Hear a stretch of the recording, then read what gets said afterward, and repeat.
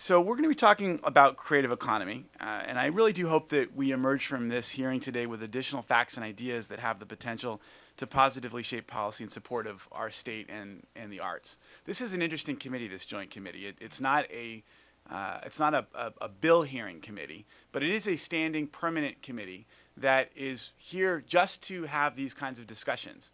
And then out of these discussions, we will be talking about, thinking about, and drafting policy that will help make the arts more robust, stronger, a more central, have a more central place in our state's economy and life.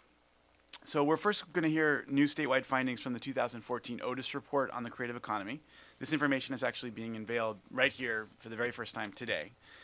For those unfamiliar with the Otis report, it's an annual project from the Otis College of Art and Design in LA, which is researched by economists at the LA Economic Development Corporation. It produces quantitative and qualitative economic data with which we can measure the impact of the creative industry sectors, weigh this footprint against other industries, or in many cases see how art and design occupations can be found within industries outside of the arts that you might not necessarily think of.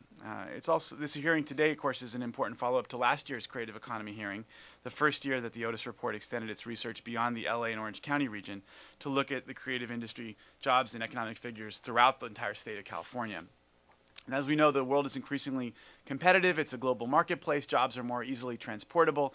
We have a well-earned reputation here in California as an innovative and creative state, and we want to make sure that we retain that mantle. Other states and other countries have been studying us. They've been trying to figure out why it is that so many of the world's most iconic brands are born here in California: Apple, Disney, Google, Mattel, Intel, Pixar, Netflix, Hewlett-Packard, Levi's, Fitbit. The billion-dollar question is, well, what are our magic ingredients? How can they be defined? Can they be copied? Can they be exported? How do we here in California protect that magic?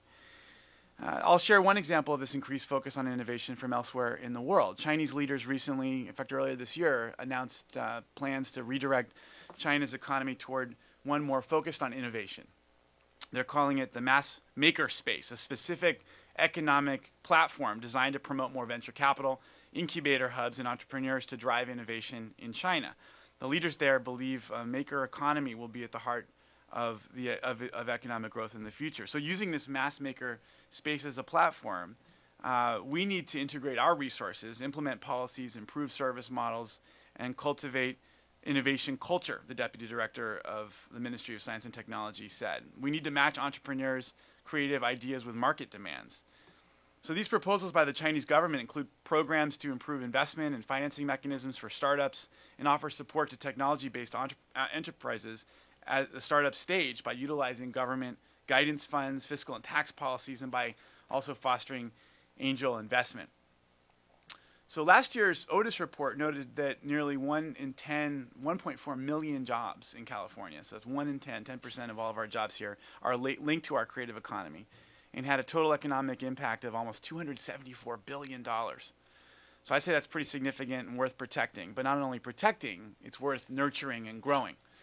So, and of course, of particular interest to me as someone who's been very engaged in education for many years are the links between arts education as a foundation to build our talent pipeline and the wages and types of opportunities that are there for students upon graduation.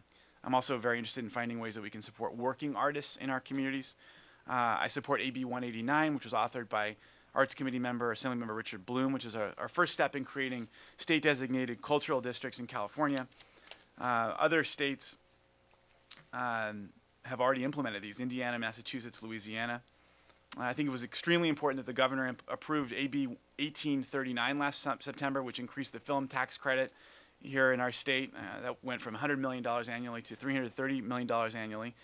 And the entertainment industry, as you know, is our #1 creative industry. And we were losing $1 billion to runway production in 2013-14. We're really hopeful that this film and tax credit will make a big difference in turning that trend around.